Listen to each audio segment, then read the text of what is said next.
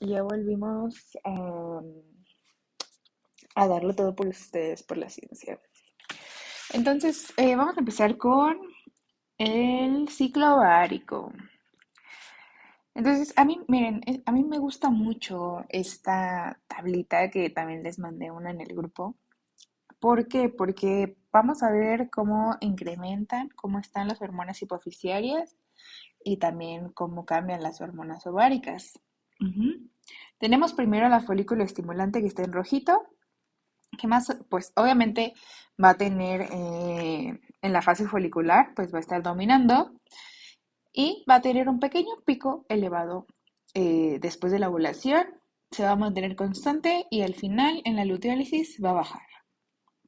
Después tenemos a la luteinizante, que es la moradita. Va a estar ahí tranquililla durante la fase folicular. 24 horas antes de la ovulación va a empezar a subir, a subir, a subir, a subir, para que tenga su pico máximo en la ovulación. Después desciende, estará más o menos activa durante la fase lútea y descenderá en picada en la luteólisis. Eso a nivel de la hipófisis, ¿no? Entonces tenemos fase folicular mediada por la hormona folículo estimulante, fase lútea mediada por la hormona luteinizante, que es la encargada de la ovulación, y tenemos hormonas ováricas, ¿no? Hormonas ováricas, que en la fase folicular, acuérdense que ahí se las dejo de tarea, que cuál es la célula que está produciendo eh, estrógenos a partir de andrógenos. Ojo ahí. Pero bueno, entonces va a haber estrógenos, muchos estrógenos, ¿no? Ahí ven que tiene un piquito, va subiendo y se incrementa a mitad de la fase folicular y descenderá a un poco a la mitad de la fase lútea para caer en picada en la luteólisis. Y la progesterona también ok, no hay momento en el que las hormonas estén en cero, ¿ok?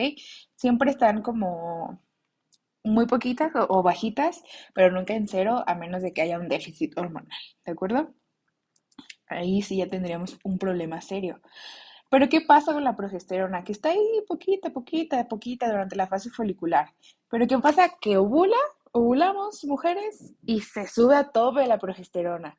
¿Por qué? Porque está el cuerpo lúteo. Y el cuerpo lúteo, las células lúteas van a producir muchísima progesterona y poquitos estrógenos. Y ahí ven ustedes que tiene así una cosa enorme, un cerro de progesterona traemos cargando en la fase lútea. ¿Por qué? Porque la progesterona siempre a mí, o bueno, yo la asocio en mi mente que es pro gestación. Ajá, la hormona progesterona está a favor de la gestación.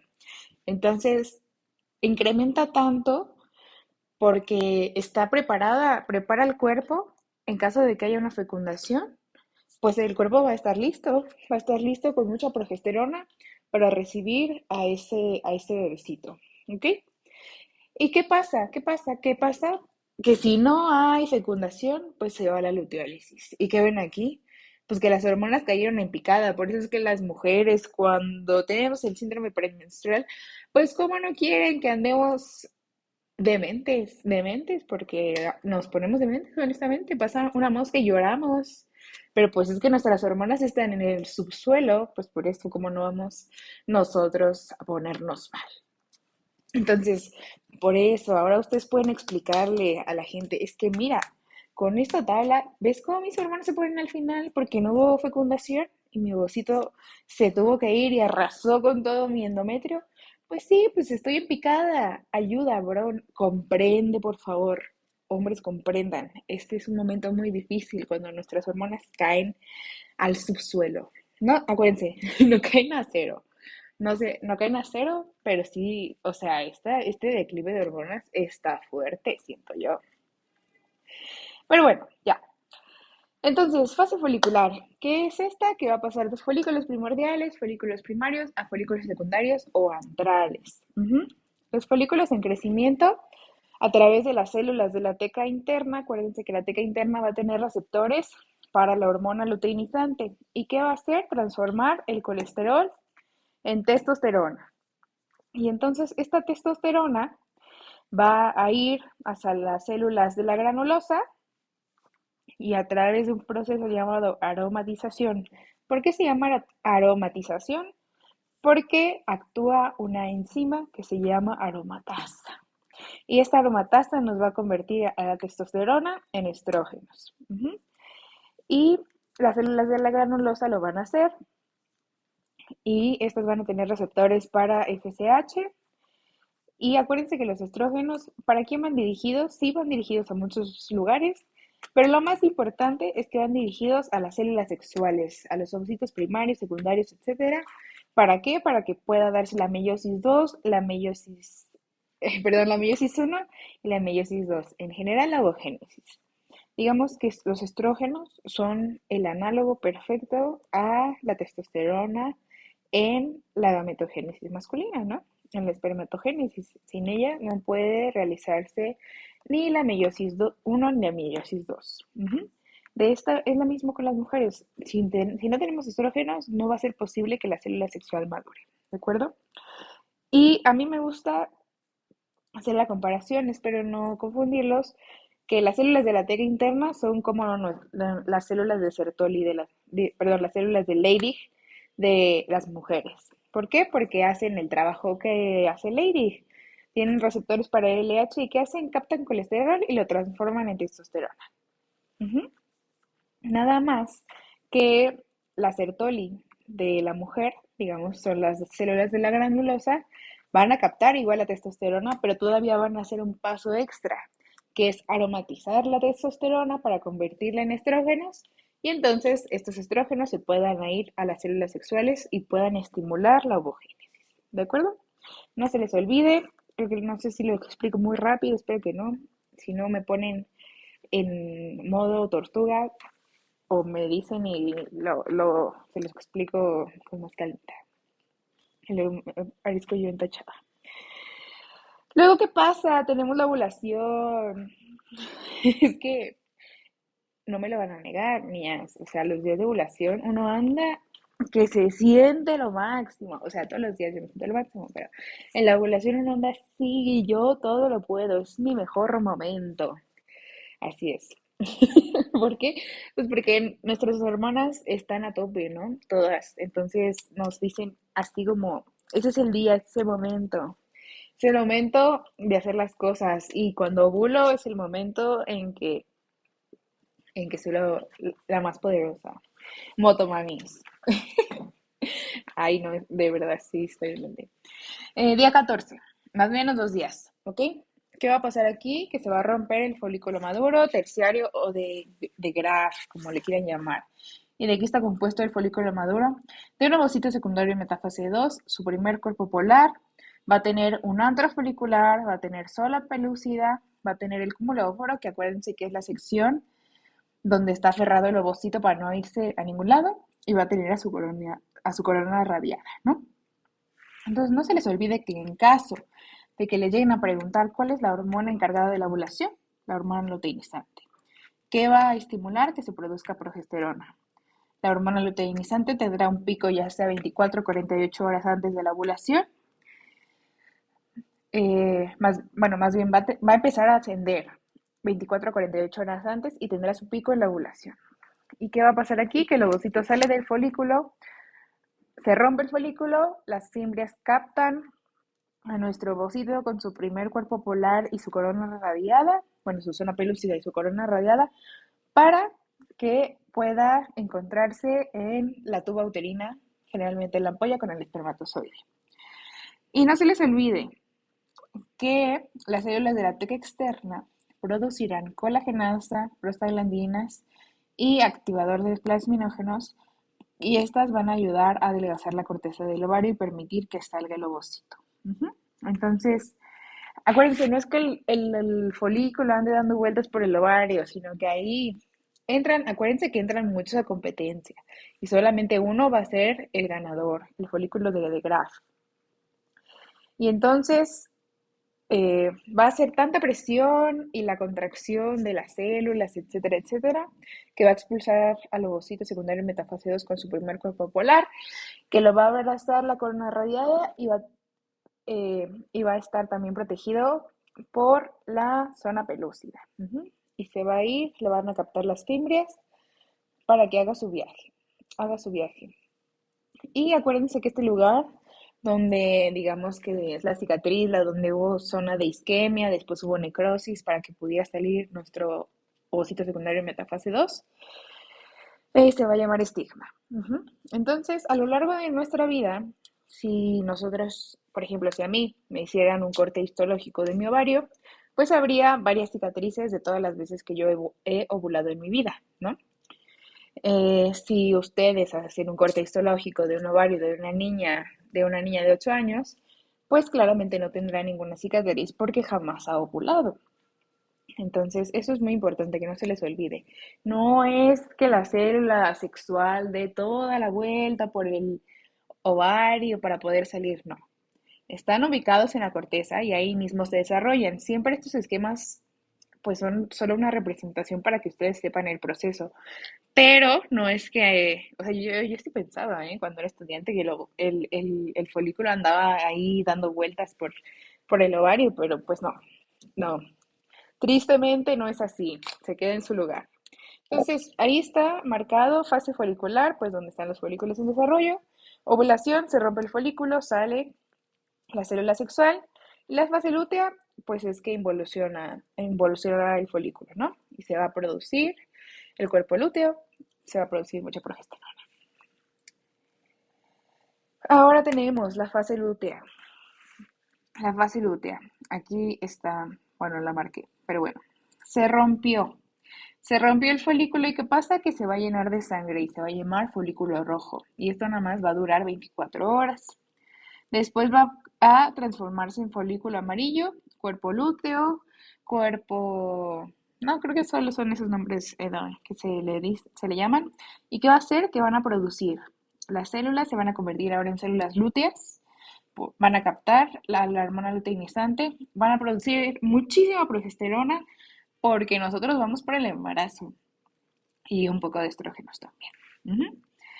Las células que formaban el folículo ahora se convertirán en las células lúteas, digamos que son como Pokémones, ¿no? Mutan, bueno, no mutan, sino se transforman, vaya.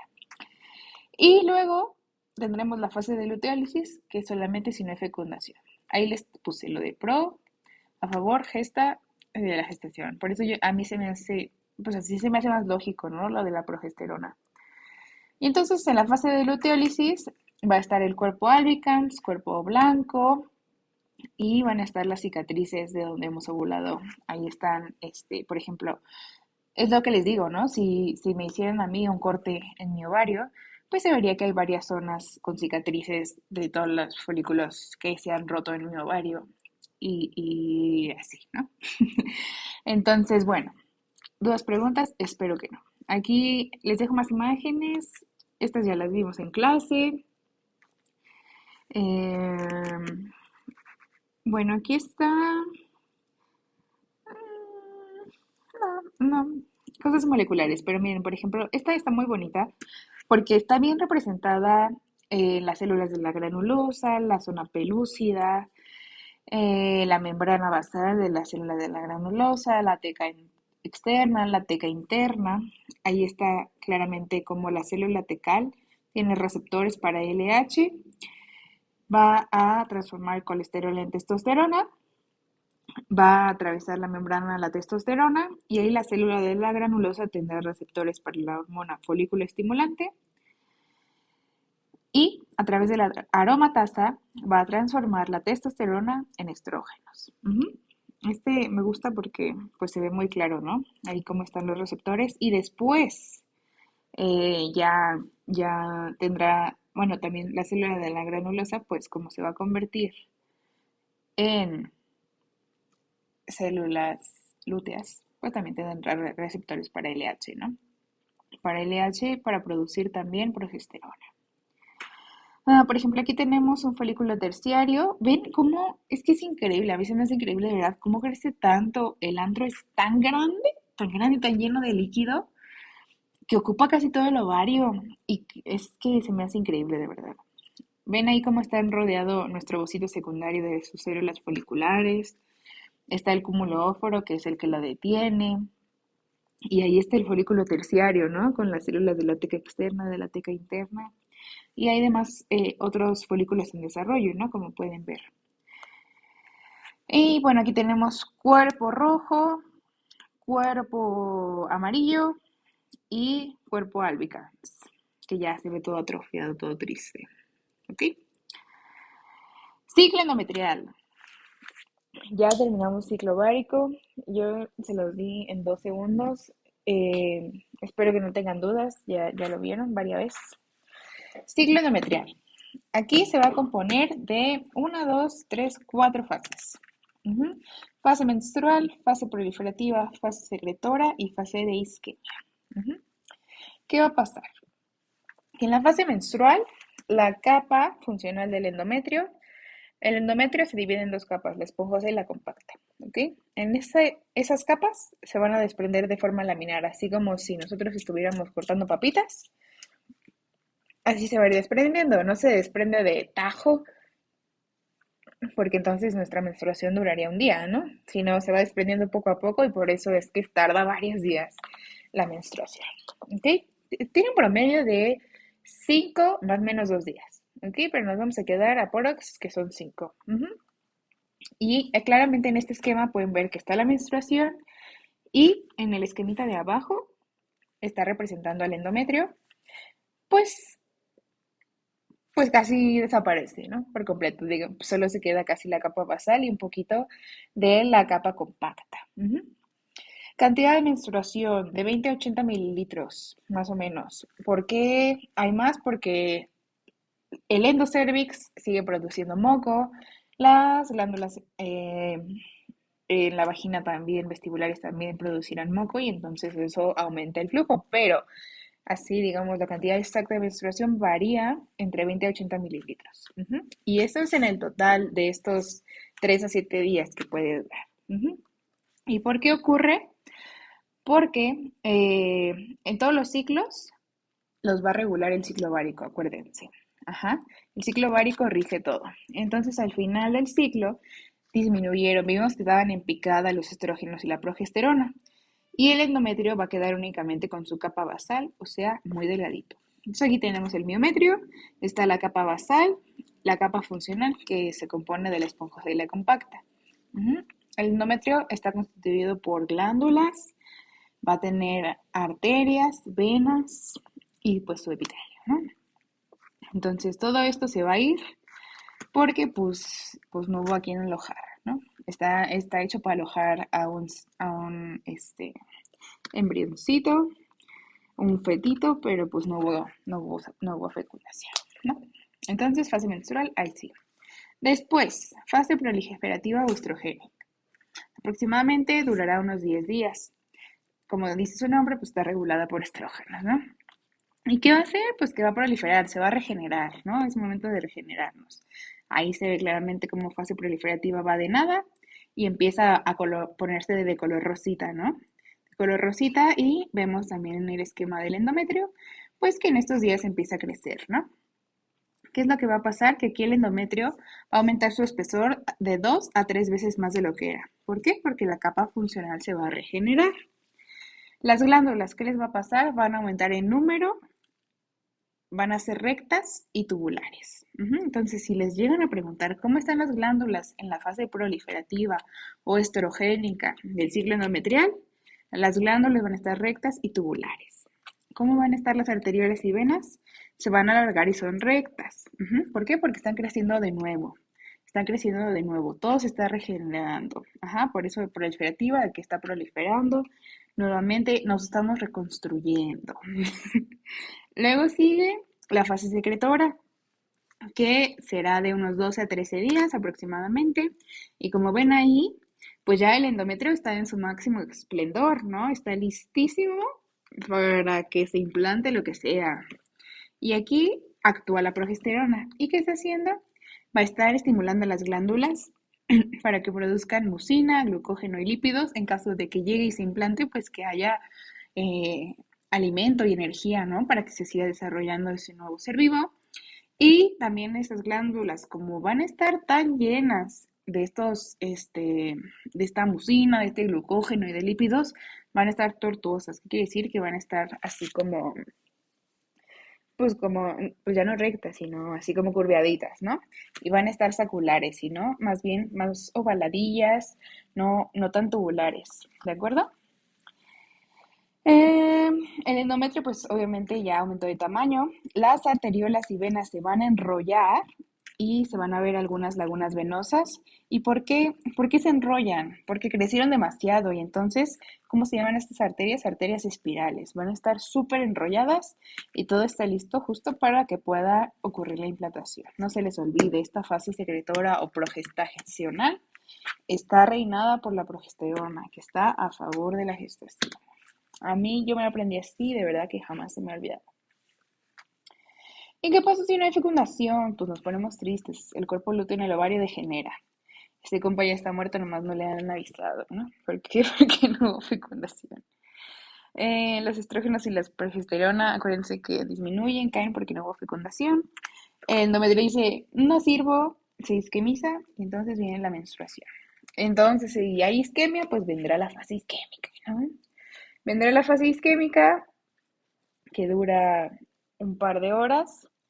Bueno, no un par de horas de que 2, 3 horas, ¿no? Sino que unas horas. Y pues es porque el ovocito no fue fecundado, sangramos. ¿Y por qué la isquemia? Porque las arterias espirales se constriñen, es decir, se cierran, se aprietan, vaya, porque no hay hormonas, ¿no? Ya no hay estrógeno, no hay progesterona, no hay más secreción glandular, entonces se apoptosan. Dice, no sirvo, yo fui creada para alimentar a alguien que se iba a implantar aquí y no hubo implantación, y entonces pues nos morimos. Y pues como tampoco hay aporte nutricio por parte de las arteriolas o de las arterias espirales porque están constreñidas, pues no, nada ahí funciona. El endometrio en esta fase de ese compar ya está muerto, nomás no le han avisado y se va a desprender. Próximamente se desprenderá. ¿Ok? Esto es muy fácil, según yo, está fácil aprenderse estas fases. Luego tenemos el ciclo tubárico. Queremos, lo vamos a dividir en dos fases ya. Así, para pronto, en corto. Ah, su máquina. Se me llevan muchos mensajes de repente, así de la nada.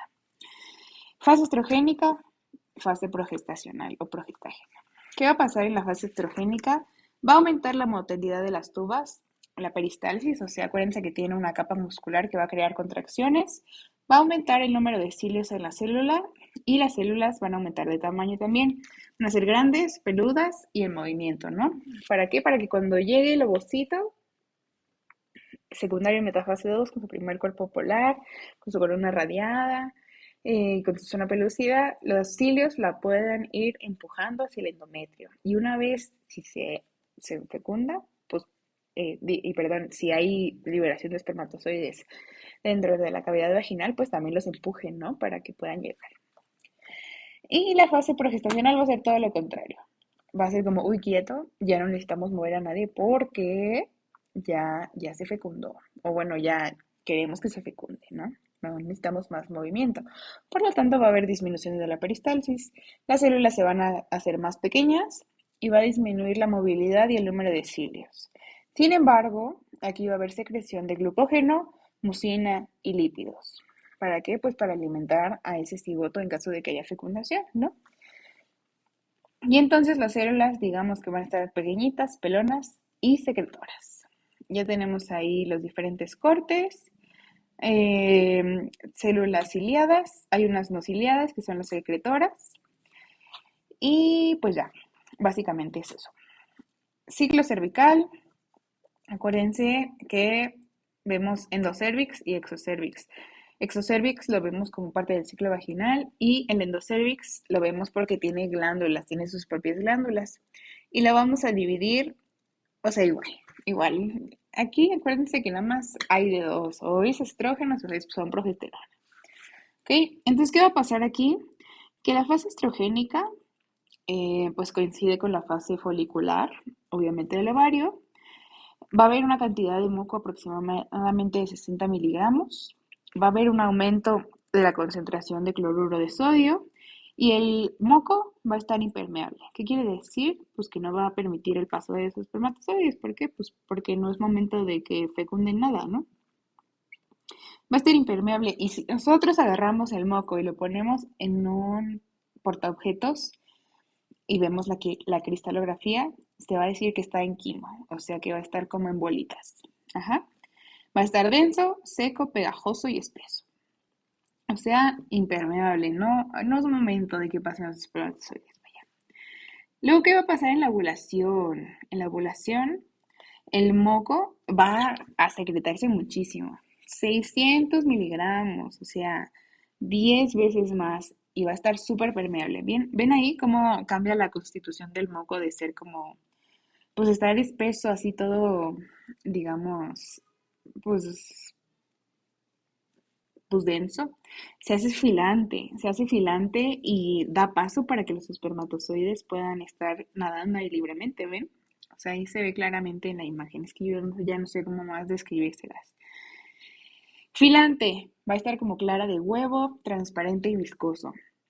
Y entonces, si ustedes agarran un portaobjetos y hacen cristalografía del moco, va a ser en forma de hoja de lecho, así se va a ver que va a formar caminos para que puedan pasar los espermatozoides con toda la facilidad del mundo. Es como, espermatozoide, por favor, pasa. Te estábamos esperando, ¿ok? Y en la fase progestacional, como se supone que ya hubo ovulación y era el momento para que hubiera concepción, pues ya no necesitamos que pasen más espermatozoides, ¿no? Porque el cuerpo dice, no, pues yo ya estoy gestando, ya no necesito más espermatozoides. Entonces, otra vez va a disminuir la cantidad del moco, se va a volver impermeable de nuevo, cremoso, pegajoso, espeso y opaco. Y si ustedes lo vuelven a tomar y lo ponen en un portaobjetos, en la cristalografía tendrá imagen en rosario. ¿Ok? Eso es muy facilito, el ciclo cervical. No pasa, si pasa, no pasa. Fin. Únicamente pasa en la ovulación. Y bueno, que no se les olvide el cambio del epitelio, eh, que del endocervix y del exocervix, ¿no? Aquí, bueno, esto es algo de Papa Nicolau, pero bueno, ya lo veremos eventualmente. Ciclo vaginal. El epitelio vaginal es igual al epitelio del exocervix. Van a ser las mismas células y acuérdense que les dije que era un epitelio plano, estratificado, no queratinizado. Entonces, ¿qué quiere decir que es estratificado? Pues que tiene muchas capas. Y vamos a tener la capa basal, capa espinosa profunda, capa espinosa superficial, zona intraepitelial y la capa córnea. Y así las van a ver en la citología. Están las células basales, las células parabasales, células intermedias y células superficiales. ¿Ok? Eso no se les olvide porque puede ser que se los vayan a preguntar. Entonces, fase estrogénica.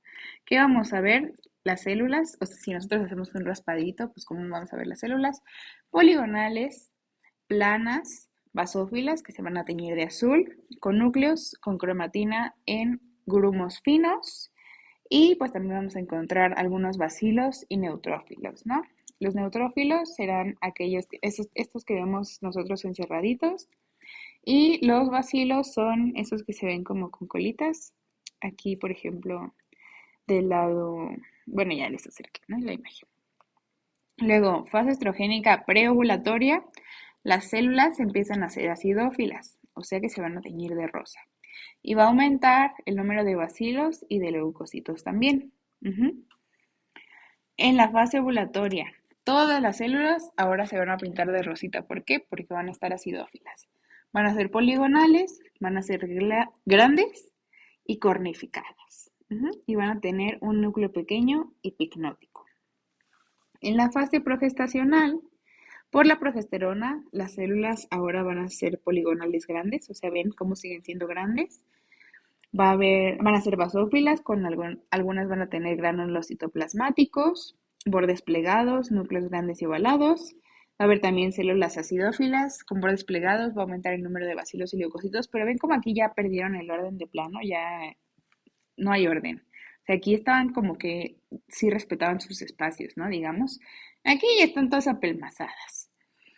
Y en la fase progestacional final, las células basófilas van a aumentar en porcentaje, ven como hay muchos neutrófilos, por ejemplo. Va a haber muy poquitas células acidófilas, los bordes van a estar plegados, hay pérdida de los límites intracelulares y pues va a haber restos celulares y moco, ¿no? Entonces, nada más denle un repaso, no es muy necesario que se lo sepan, pero pues ahí se los dejamos.